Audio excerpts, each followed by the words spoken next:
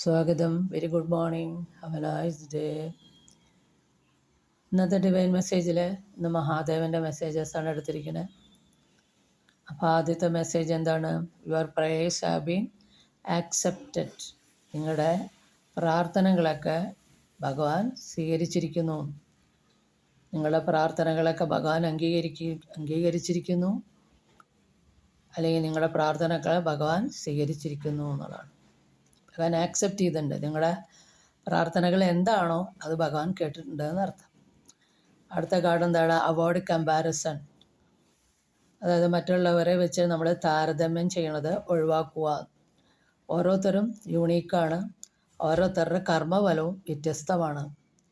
അതുകൊണ്ട് കമ്പാരിസൺ ഒഴിവാക്കുക. അടുത്ത കാർഡ് എന്താണ്? Unexpected is approaching soon. അതായത് നിങ്ങളിലേക്ക് അപ്രതീക്ഷിതമായ കാര്യങ്ങൾ സംഭവിക്കാൻ പോകുന്നു.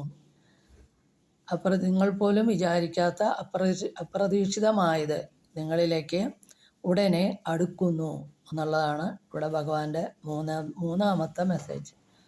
3 മെസ്സേജും വളരെ നല്ല മെസ്സേജസ് ആയിട്ട് എനിക്ക് തോന്നി.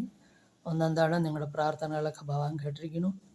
രണ്ടാമത്തത്, താരതമ്യം ചെയ്യുന്നത് ഒഴിവാക്കുക. ഓരോരുത്തർക്കും ഓരോ കർമ്മഫലമാണ്. മുൻജന്മ സുഹൃതം അനുസരിച്ച് ഇരിക്കും ഓരോരുത്തരുടെ ഈ ജന്മത്തെ കർമ്മഫലങ്ങൾ.